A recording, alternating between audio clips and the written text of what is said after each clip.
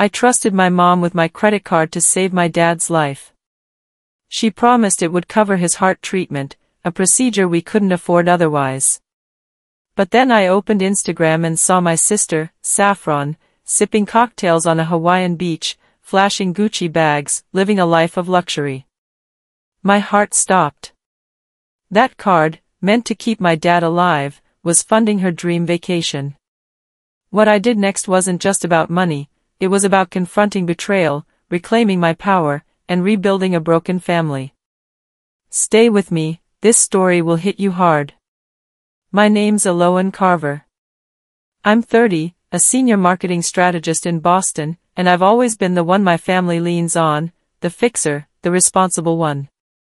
Growing up in Worcester, Massachusetts, I learned early that trust is fragile and money can tear people apart. My dad, Thane, was my rock, a retired history teacher who taught me integrity and how to save for a rainy day. My mom, Isolde, chased appearances, hiding debts to keep up with the Joneses. My sister, Saffron, 27, never grew out of being the spoiled favorite, drifting through life without a job, always bailed out by mom. I worked hard, clawed my way up at Meridian Marketing, and built excellent credit. My gold card was my pride, a symbol of discipline after a college identity theft scare nearly ruined me. I kept its limit at $100, transferring funds only when needed. It was my shield. This story isn't just about a credit card. It's about love, lies, and the moment you realize the people you die for might not value you the same. When my dad's heart condition took a turn, I thought I was saving him by handing over that card. Instead, I uncovered a betrayal that shook me to my core. What happened next tested every lesson I'd learned about family, trust, and standing up for myself. If you've ever been let down by those closest to you, or wondered how far you'd go to protect what matters, this is for you. Hit subscribe, share your story in the comments, and let's dive into how one lie changed everything, and how I fought back. I'm Eloan Carver, 30 years old, and I've spent my life proving I could rise above the chaos I grew up in. Born and raised in Worcester, Massachusetts, I always knew I had to carve my own path. After graduating from Boston University with a marketing degree at 22, I faced a brutal job market. For nearly a year, I worked retail, folding clothes while sending out hundreds of resumes, each rejection chipping away at my confidence. But I didn't give up. I landed an entry-level gig at Meridian Marketing, one of Boston's top firms. For 5 years, I poured my soul into that job, staying until midnight, taking on grunt work, building client trust one project at a time. 2 months before this nightmare began, I was promoted to senior marketing strategist, a role that came with a pay raise and a sense of pride I'd never felt before. That pride extended to my finances. I'd built excellent credit, a hard-won achievement after a college identity theft scare nearly derailed me. Someone tried to open accounts in my name, and it taught me to be paranoid about security. So, I got a gold credit card but kept its limit at $100, transferring funds only when I needed to make a specific purchase. It was my shield, my way of staying in control. Unlike my colleagues who maxed out cards on designer bags or lavish trips, I stuck to a strict budget, saving 20% of every paycheck, just like my dad taught me. That card wasn't just plastic, it was a symbol of my discipline, my refusal to let money define me. Little did I know it would become the center of a betrayal that would shake my world.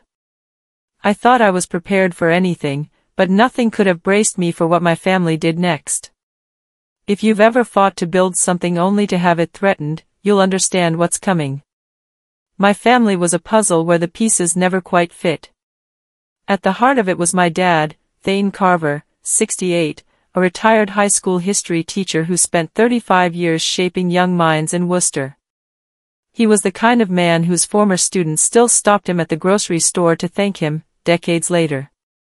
Dad was my hero, the one who sat me down every Sunday when I was a kid to teach me about money. It comes and goes, Eloan, he'd say, his voice steady, but your integrity, once lost, is hard to get back. At 16, when I got my first paycheck from a summer job at a local diner, he helped me open a savings account and showed me how to set aside 20% for the future. He explained compound interest, emergency funds, the difference between needs and wants. Those lessons shaped me, gave me a foundation I leaned on when life got shaky. But my mom, Isolde Carver, 65, saw money differently. She grew up in poverty, scraping by in a cramped apartment where appearances were everything. That shaped her into someone obsessed with looking successful, even if it meant drowning in debt. Our home always had the newest furniture, even when it meant maxing out credit cards. She leased fancy cars every 2 years, chasing status while my dad sighed and looked the other way. When I was in high school, I stumbled across a credit card statement in Dad's name with a $15,000 balance he knew nothing about. Mom had opened it secretly, claiming it was for household needs. Dad forgave her after she promised to attend financial counseling, but I noticed the pattern never really stopped, she just got better at hiding it. Her need to keep up appearances was a weight we all carried, whether we wanted to or not. Then there's my sister, Saffron Carver, 27, the golden child in Mom's eyes. Saffron and Mom were two peas in a pod, bonded by their love for luxury and status.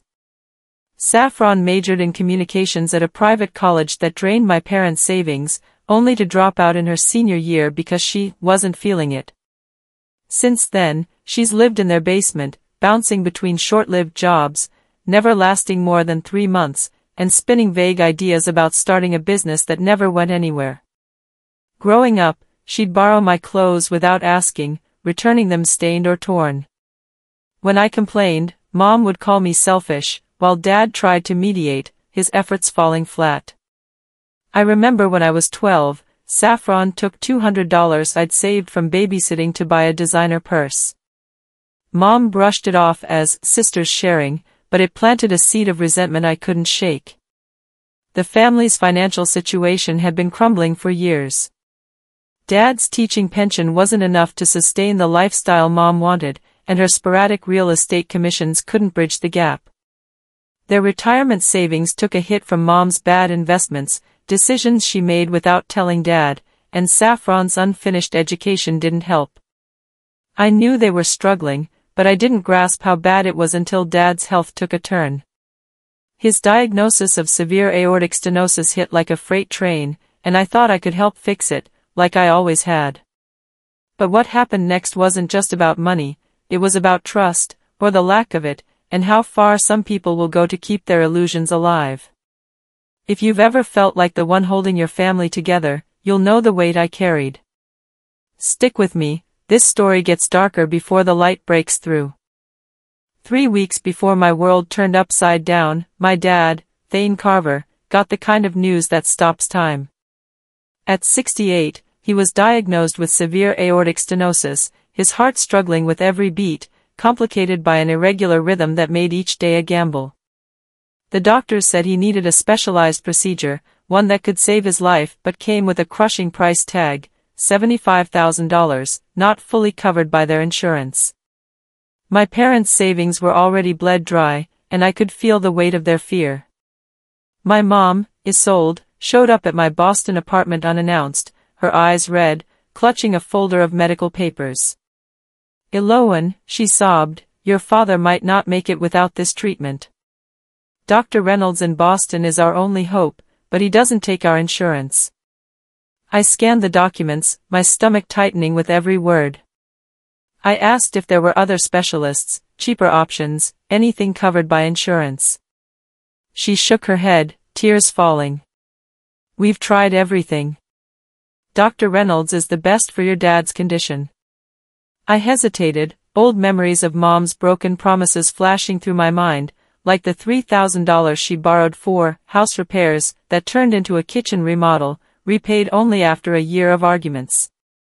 But this was Dad, my rock, the man who taught me to stand tall. I couldn't let him down. So, I pulled out my gold credit card, the one I kept locked down at a $100 limit for safety. "This is only for Dad's medical expenses," I said firmly, handing it over.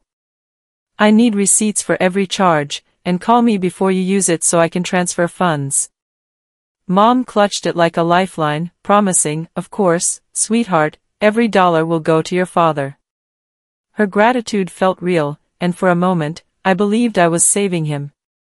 But deep down, a quiet unease stirred, whispering that trust can be a dangerous thing.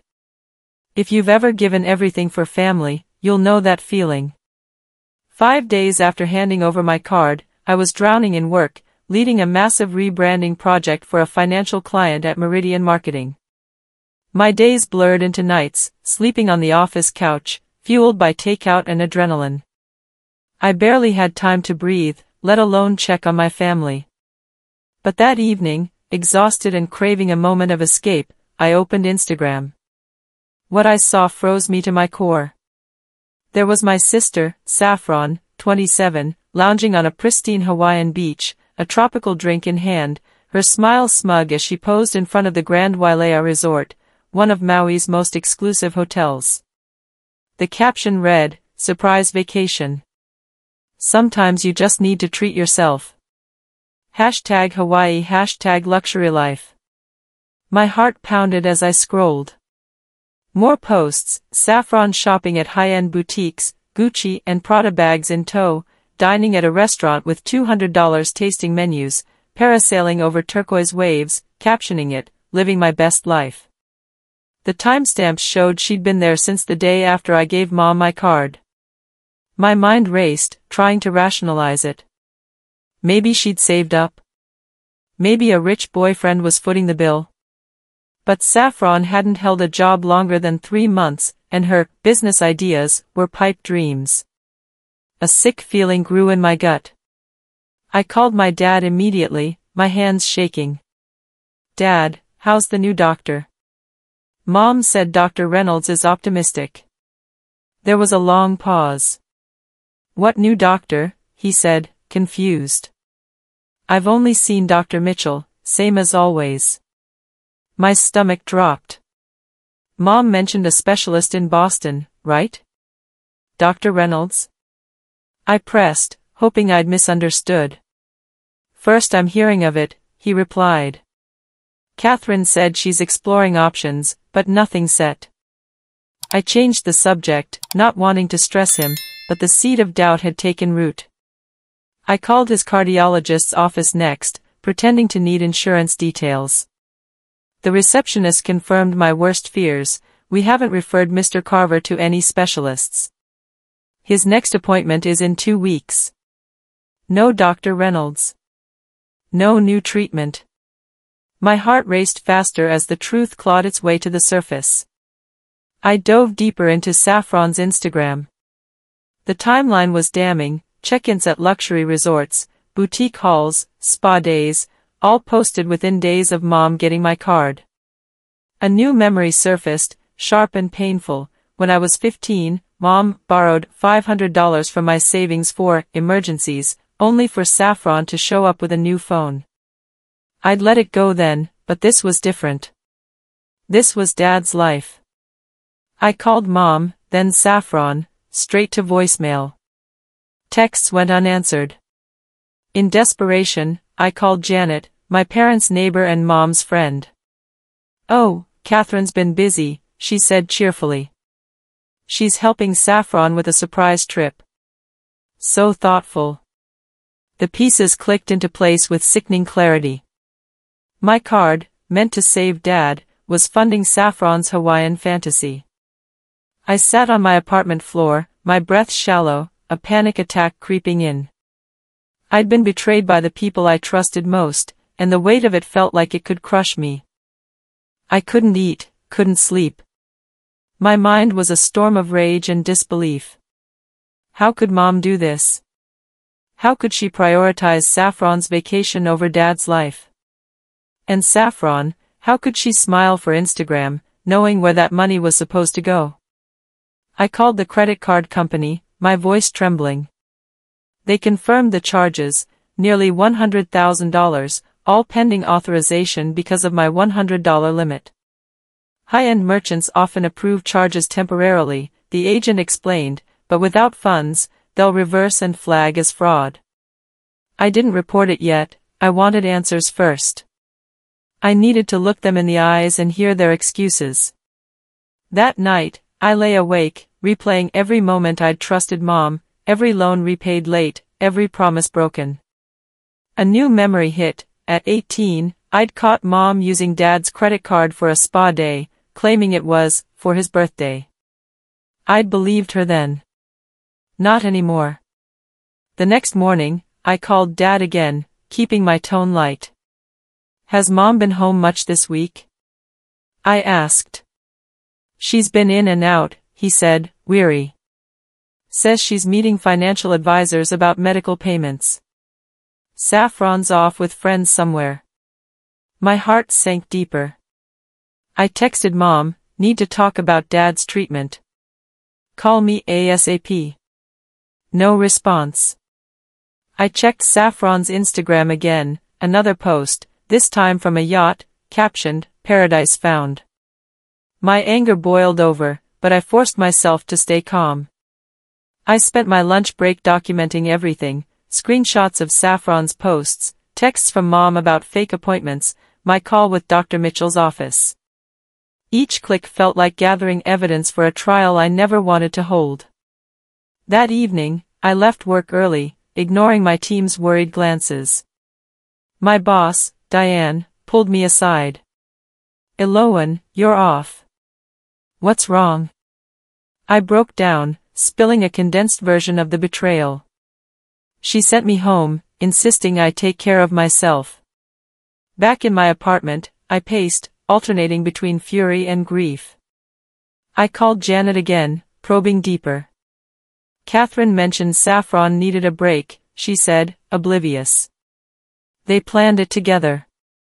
It was worse than I thought. Mom wasn't just enabling Saffron, she was complicit. A new realization hit. Mom had once borrowed my laptop for work, only for Saffron to use it for a failed influencer gig. The pattern was clear, and I'd been blind to it.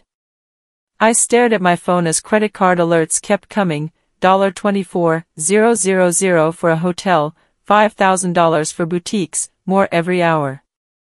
Each notification was a stab, a reminder of their audacity. I wanted to scream, to drive to Worcester and confront them right then. But I held back, knowing I needed a plan. I called my Aunt Vesper, Dad's sister, and poured out the truth. "Eloan, this is unforgivable," she said, her voice shaking. "You need to protect yourself." Her support steadied me, but the hurt lingered. I sat on my kitchen floor, sobbing, feeling like the family I'd fought for had never really existed. But through the tears, a resolve hardened. I wouldn't let their lies destroy me. I'd face them, expose the truth, and take back my power. If you've ever been betrayed by family, you know that pain, and the strength it takes to keep going. I drove to Worcester with a folder of evidence on the passenger seat, screenshots of Saffron's Instagram, texts from Mom about fake doctor appointments, notes from my call with Dad's cardiologist. My knuckles were white on the steering wheel, my heart pounding so hard I thought it might burst. I'd rehearsed what I'd say a dozen times, but nothing could prepare me for facing my family. When I pulled into my parents' driveway, I saw them through the dining room window, gathered around the table like it was a celebration. Mom was serving dinner on the good china, candles flickering, a bottle of champagne open. Saffron was gesturing wildly, telling a story, while Dad smiled faintly, looking pale and frail. The scene felt like a cruel mockery of the crisis we were supposed to be facing. I stood on the porch, frozen, watching this bizarre charade, my anger simmering beneath a thin layer of calm. I rang the doorbell, and Mom answered, her face shifting from surprise to nervous enthusiasm. "Eloan, what a wonderful surprise. We were just about to call you with good news." She ushered me inside, her voice too bright, too forced. Saffron's smile faltered when she saw me, but she recovered quickly. "Hey, sis, perfect timing. I was telling Dad about the sunrise from my hotel balcony." Dad looked at me, his eyes warm but tired. "You shouldn't work so hard, Eloan. You look exhausted. Come, sit. I took a seat, accepting the plate Mom shoved in front of me, my folder of evidence burning a hole in my lap. I decided to play along, curious how far they'd take their lies. So, what's the good news about Dad's treatment? I asked, locking eyes with Mom. She brightened, too eager. Oh, yes. Dr. Reynolds thinks your father's an excellent candidate for the new procedure. We've scheduled it for next month, and he's optimistic. Dad frowned, confused. Dr. Reynolds? Catherine, you didn't tell me anything was scheduled. Mom's smile tightened. I was waiting until it was confirmed, dear. Didn't want to get your hopes up. I sipped my water, steadying myself.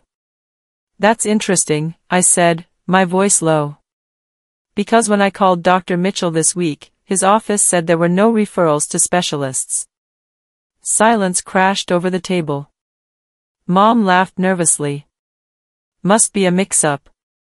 Medical offices are so disorganized. I turned to Saffron, who was staring at her mashed potatoes. How was Hawaii, Saffron? The Grand Wailea looks stunning in your photos. She perked up, oblivious to the tension. It was amazing. The spa treatments were unreal, and I snagged this Gucci bag, the last one in stock. Sounds expensive, I said, my tone icy. Where'd you get the money? Last I heard, you were jobless. Saffron glanced at Mom, who nodded slightly. Well, Saffron said, smirking, I was gonna tell you. I used your credit card. But don't worry, I only spent, like, $100,000. There's plenty left for Dad's procedure. Dad's fork clattered onto his plate. You did what? He asked, his voice shaking. Mom jumped in, her voice placating. Now, Thane, don't get upset, it's bad for your heart. Eloan agreed to help with medical expenses, and we'll use the card for that too. Saffron's been so stressed, her therapist said a vacation was vital. What therapist? I snapped, my control slipping. And since when is a $200 tasting menu a cure for stress? I opened my folder, sliding Saffron's Instagram printouts across the table. So, instead of saving Dad, you took my card for a luxury getaway. Mom's face hardened. You're making this sound so black and white, Eloan. We'll use the rest for your father later. You have a good job, can't you be happy for your sister? Dad stared at the photos, his expression shifting from confusion to pain. Catherine, you said you were arranging medical consultations. Were you in Hawaii with Saffron? Mom deflected, I was multitasking, handling both. The lie was so brazen, it stole my breath. I took a deep breath, my voice steady despite the storm inside. That's interesting, Saffron, because my card only has a $100 limit unless I transfer funds. The silence that followed was deafening. Mom's face drained of color, her hands trembling. Saffron's jaw dropped, her eyes wide with panic. What do you mean, $100 limit? She stammered. The charges went through. I booked first-class flights, stayed in a luxury suite. I held up my phone, showing my banking app. After my identity was nearly stolen in college, I got smart. I keep my cards at a minimum limit and transfer money only for specific purchases. It's a security measure. Saffron's voice rose, desperate. But the hotel, the shops, they accepted the card. I leaned forward, my tone cold. They approved the charges temporarily, like airlines and hotels often do. But without funds, those charges reverse within days and get flagged as fraud. Saffron bolted from the table, rushing to the bathroom. The sound of retching echoed through the house. Mom collapsed into her chair, her carefully crafted facade crumbling. Dad looked at me, then at the photos, his face a mix of shock and something else, a faint, vindicating smile. You knew, didn't you? he asked quietly. Not at first, I admitted. But I got suspicious when you hadn't seen a specialist. I called the credit card company to confirm the charges but let it play out to see how far they'd go. Mom's head snapped up, her voice shrill. Eloan, you have to fix this. Transfer the money to cover the charges. I stared at her, incredulous. Are you serious? You lied, stole my card, and used it fraudulently, and you expect me to pay for it? Dad's voice cut through, firm despite his frailty. Catherine, do you understand what you've done? You could have ruined Eloan's financial life, not to mention betrayed her trust. Mom lunged toward me, tears streaming. Eloan, please, you can't let your sister face charges. We're family. For a moment, I felt the old pull of guilt, the instinct to fix their mess. But I was done being their safety net. You made your choices, I said, standing. Now you face the consequences. Dad reached for my hand, squeezing it tightly. If Eloan walks out that door, Catherine, it's because you and Saffron pushed her out. And if she goes, I'm right behind her. His words were a lifeline, giving me strength I didn't know I needed. I gathered my folder, my resolve hardened. This wasn't the end, but it was the moment everything changed. As I stood up from that dinner table, my folder of evidence tucked under my arm, I knew there was no going back. The weight of my family's betrayal pressed against my chest, but I wasn't going to let it crush me. I drove back to Boston, my mind racing, and that night, I made a call that changed everything. I dialed my credit card company's fraud department, putting it on speaker so my voice would carry the truth. This is Eloan Carver, I said, staring at Mom's pleading texts lighting up my phone. My gold card, ending in 4735, was taken under false pretenses and used fraudulently. I laid out the details, Mom's lies about Dad's treatment, Saffron's $100,000 Hawaii spree, the Instagram posts that exposed it all. The agent listened patiently, then said, Ms. Carver, we'll flag the charges and launch an investigation. You'll need to provide documentation. I had it all ready, screenshots, texts, call logs with Dad's doctor. Mom lunged for my phone during the call, her face desperate, but Dad stopped her, his frail hand firm on her arm. Catherine, enough, he said, his voice heavy with disappointment. Mom wailed, Eloan, you can't do this. Saffron will be in trouble. I looked her in the eyes, my voice steady. You stole from me. You lied about Dad's life. This isn't my mess to fix. A new memory surfaced. When I was 20, Mom borrowed my debit card for groceries, only for me to find charges for a designer coat. I'd let it slide, but not this time. I hung up, my hands shaking, knowing I'd just drawn a line I'd never crossed before. The agent warned that merchants like the hotel might press charges, but I felt a strange calm. Reporting the fraud wasn't just about money, it was about reclaiming my dignity. If you've ever had to stand up to family, you know that moment when fear turns to resolve. The days after that call were a storm of chaos. My phone buzzed nonstop with messages from Mom and Saffron, cycling through desperation, anger, and tears. Mom's voicemail started with apologies. Eloan, sweetheart, I'm so sorry. Let's fix this together.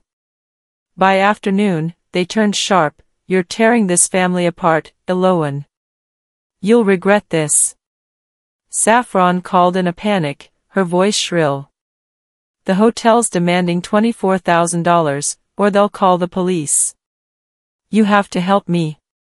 I felt a flicker of sympathy, but I held firm. You're 27, Saffron, I said. You made this choice. Talk to a lawyer. She screamed, I can't afford one. I could go to jail. The irony wasn't lost on me, she'd spent thousands on Gucci but couldn't face the consequences. Our extended family split like a fault line. Mom's siblings flooded my inbox, preaching forgiveness. family sticks together, Eloan, my Aunt Linda wrote. You're being cruel. But Dad's sister, Vesper, called me, her voice fierce. You did the right thing. They crossed a line. I clung to her words, but the guilt still gnawed at me. Had I gone too far? A new memory hit. At 16, I'd found Mom's secret credit card statements hidden in a drawer, thousands in debt for things we didn't need. Dad had looked away then, but now he was different. When I called him, he sounded exhausted. Your mother's making this hard, he said. She's screening my calls, saying I need rest. I had to use Vesper's phone to reach you. I realized Mom was isolating him, manipulating the narrative to paint me as the villain. Saffron's reality was crashing down. The hotel and 2 boutiques filed complaints over unpaid charges. She called again, sobbing. I'm trying to return the bags, but they're final sale. What do I do? I suggested legal aid, but her desperation only grew. Mom's tactics escalated. She convinced Dad to move downstairs, claiming stairs were bad for his heart, but really to control his access to me. A new detail emerged. Vesper told me Mom had bragged about treating Saffron to Hawaii, claiming I'd understand because I was doing well. It stung, realizing they saw my success as a blank check. The betrayal wasn't just financial, it was a wound to my soul. I cried alone, wondering if I'd lost my family forever, but I knew I couldn't back down. Sometimes, love means letting people face their truth. While my family unraveled, Dad's health took a terrifying turn. The stress of the betrayal wasn't just breaking our bonds, it was breaking him. A week after the confrontation, his cardiologist called me directly. Ms. Carver, your father's condition has worsened, he said. The emotional strain is accelerating his symptoms. We need to perform the procedure immediately, days, not weeks. My heart sank. The prognosis was grim without it. The cost, even with insurance, was $68,000, and the hospital demanded a hefty down payment. I didn't have that kind of cash without wiping out my savings. I spent hours researching options, medical loans, hospital charity programs, but none were fast enough. In the end, I made the hardest choice of my life. I liquidated my emergency fund and took a tax hit on my retirement account. It set me back years, but Dad's life was worth more than money. Mom showed up at my apartment, looking haggard but defiant.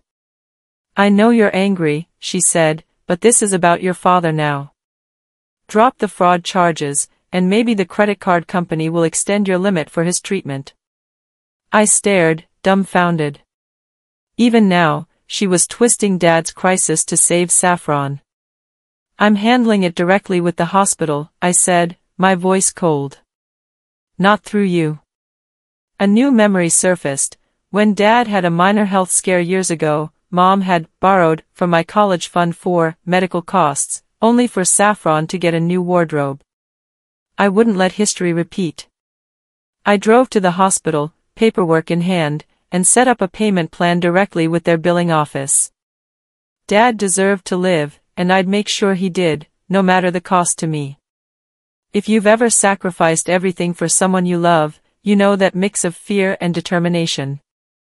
The weeks after the confrontation felt like navigating a minefield, but slowly, cracks of light began to break through. My sister, Saffron, shocked me the most. At 27, she'd never held a job longer than a season, but now she was working as a receptionist at a dental office in Worcester. She didn't just stop there, she got promoted to office manager within months. She called me one day, her voice softer than I'd ever heard. Eloan, I've been selling my stuff online, the Gucci bags, the Prada shoes, everything from Hawaii. I've raised $7,000 so far. It's not much, but I want it to go to Dad's treatment. I was speechless. This wasn't the Saffron I knew, the one who'd stolen my savings as a kid for a purse or partied on my credit card. She'd even started attending Debtors Anonymous meetings, committing to a 5-year plan to repay the fraudulent charges. "I know I can't undo what I did," she said during a tense coffee meetup, sliding a pay stub across the table as proof of her effort. "But I'm trying to be better." Her eyes, usually so defiant, held a flicker of sincerity. "I didn't trust it fully, but it was a start." Mom, Isolde, was a tougher case. Her old habits, hiding debts, enabling Saffron, kept creeping back. Twice, she tried to borrow from Dad's pension for emergencies, but Dad caught her, his newfound resolve stopping her cold. She started therapy, though, digging into why she'd spent a lifetime chasing appearances. "I grew up with nothing," she admitted in a family session, her voice breaking. "I thought giving Saffron everything would fix that hole in me. I was wrong." It was the first time I'd heard her own her mistakes. A new detail emerged. Mom confessed she'd joined Saffron in Hawaii for 2 days, not just to help, but to escape the stress of Dad's illness. It stung, but her honesty was a small step toward rebuilding trust. Dad, now living temporarily with his sister Vesper to reduce stress, was regaining strength. His color was back, and he could walk without gasping. The doctors were optimistic, saying he might teach part-time again. For the first time, I saw my family not as the broken pieces I'd always tried to glue together, but as people capable of change, however slow. If you've ever watched someone you love start to grow, you know it's both painful and hopeful. Through it all, I was changing too. The betrayal had left scars, nights where I'd lie awake, questioning if I'd been too harsh, if I'd broken our family beyond repair. I started seeing Dr. Winters, a therapist who helped me untangle the mess of emotions. "Forgiveness isn't a switch you flip," she told me during our first session, as I sobbed through the story. "It's letting go of the idea that the past could have been different." That hit me hard. I'd been carrying the weight of my family's choices, blaming myself for not seeing the lies sooner. Dr. Winters helped me see I'd been cast as the fixer since childhood, always cleaning up Mom and Saffron's messes. A new memory surfaced. At 14, I'd balanced Mom's checkbook to avoid overdraft fees while she shopped for new curtains. I'd enabled them too, in my own way, by never saying no. Learning to set boundaries, refusing to bail them out, demanding accountability, was like learning to breathe again. I made a tough call. I told the credit card company I wouldn't press criminal charges against Mom and Saffron, but only if they met conditions. They had to take financial responsibility classes, Saffron had to keep her job and repay the debt, Mom had to continue therapy, and Dad got full access to their finances. It wasn't forgiveness, it was a framework for trust to grow again. I also started teaching financial literacy at a Worcester community center, sharing lessons Dad taught me about budgeting and saving. Seeing a single mom's face light up when she understood compound interest made my own losses feel worthwhile. Financially, I was starting over after liquidating my savings for Dad's procedure, but I felt lighter. Money was just a tool, not my worth. My bond with Dad deepened through this ordeal. We talked weekly, no longer tiptoeing around hard truths. "I failed you by staying quiet too long," he said once, his voice thick. "You didn't fail me, Dad," I replied. "You gave me the strength to stand up." A new moment stood out. During a hospital visit, Dad handed me a letter he'd written, thanking me for breaking the cycle of lies. It's framed in my apartment now, a reminder of what we survived. I'm not healed. Some days, I still feel the sting of betrayal, but I'm free from the need to fix everyone. If you've ever had to rebuild yourself after family let you down, you know that freedom is worth more than any amount of money. 6 months after that shattering confrontation, my family is still a work in progress, but the pieces are starting to fit. Dad's heart is stronger, his laughter brighter, and he's even planning to teach a history class next spring. Saffron's still working, paying off her debt one paycheck at a time, and showing a side of herself I never knew existed. Mom's therapy sessions are peeling back layers of pain she's carried since childhood, and though it's slow, I see glimmers of the mother I always wanted. Our Sunday dinners, once a battleground, now feel like cautious steps towards something real. A new moment lingers in my mind. Last week, Mom hugged me without an agenda, her arms trembling as she whispered, "I'm trying, Eloan." It wasn't perfect, but it was honest.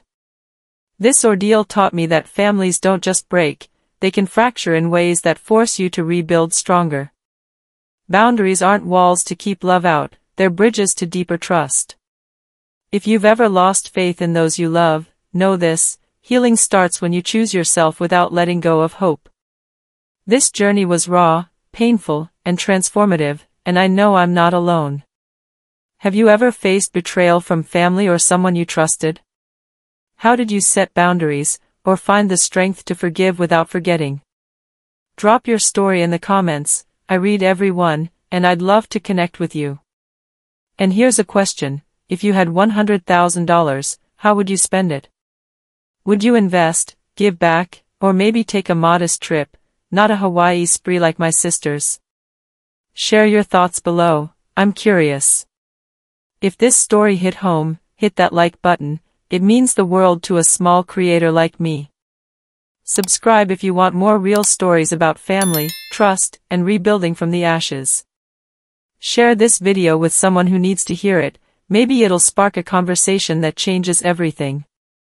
A new memory from yesterday: a viewer messaged me, saying my story gave them courage to confront their own family drama. That's why I do this. Stick around for my next video, where I'll share how I'm helping others avoid my mistakes.